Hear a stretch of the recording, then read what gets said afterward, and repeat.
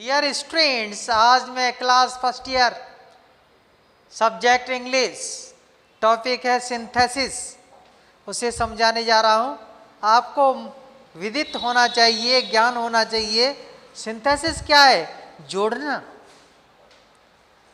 To combine two और more than two simple sentences, दो या दो से अधिक सिंपल सेंटेंसेस को मिला करके into one simple sentence, one complex sentence और वन कंपाउंड सेंटेंस बना सकते हैं।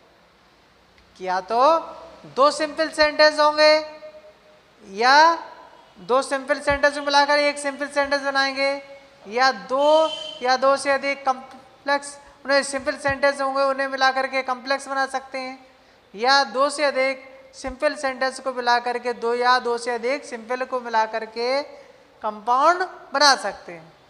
बनाना क्या है? सिंपल भी बना सकते हैं, कॉम्प्लेक्स भी और कंपाउंड भी। लेकिन दिए हुए क्या होंगे? सिंपल सेंटेंस दिए होंगे।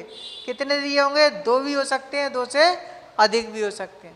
अब आप ये देखिए, तो सिंपल सेंटेंस बनाएंगे तो आपको जानकारी होनी चाहिए सिंपल सेंटेंस क्या होता है, जिसमें केवल एक फाइनाइट वर्ब होती है। Finite means main verb. Finite verb को मेन वर्ब कहते हैं। क्या कहते हैं? Main verb.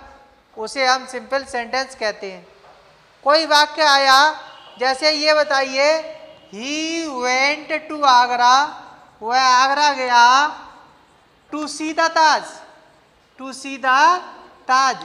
अब ये बताइए, इसमें मेन वर्ब कौन सी है? वेंट। अब कहोगे कि ये भी वर्ब दिखाई दे रही है, ये वर्ब नहीं है। जब मेन वर्ब से पहले टू आने पर इन्फिनेटिव बन जाता है, जो क्रिया में नानी जुड़कर अर्थ देता है, ना या नी या ने। तो ये देखने, अगर ये समझ लो नानी ने का अर्थ दे रहा है तो ये मेन वर्ब नहीं है। मेन वर्ब तो केवल सब्जेक्ट के पास होनी चाहिए, हेल्पिंग वर्ब है नहीं, क्योंकि ये हेल्पिंग वर्ब उन्हीं के साथ होती है जो पैसे वाले होते हैं, वो अपने यहाँ नौकर रखते हैं।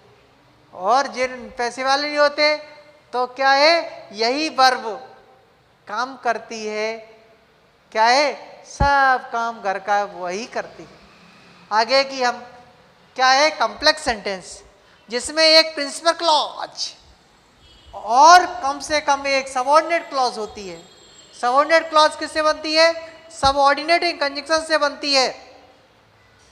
और सबऑर्डिनेट क्लॉज को भी तीन भागों में व्यक्त कर सकते हैं: नाउन क्लॉज, एडजेक्टिव क्लॉज और एडवर्ब क्लॉज।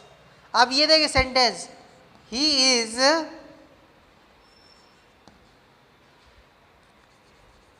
जैसे he can not walk because he is इल।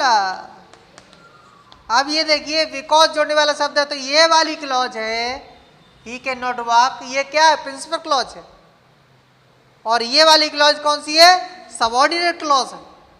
कौन सी क्लॉज है? सबऑर्डिनेट, क्योंकि ये सबऑर्डिनेटिंग कंजंक्शंस है। नाउन क्लॉज, एडजेक्टिव क्लॉज और adverb clause. Compound sentence, compound sentence की रचना करने के लिए एक प्रिंसिपल क्लॉज तथा कम से कम एक कोऑर्डिनेट क्लॉज की आवश्यकता होती है।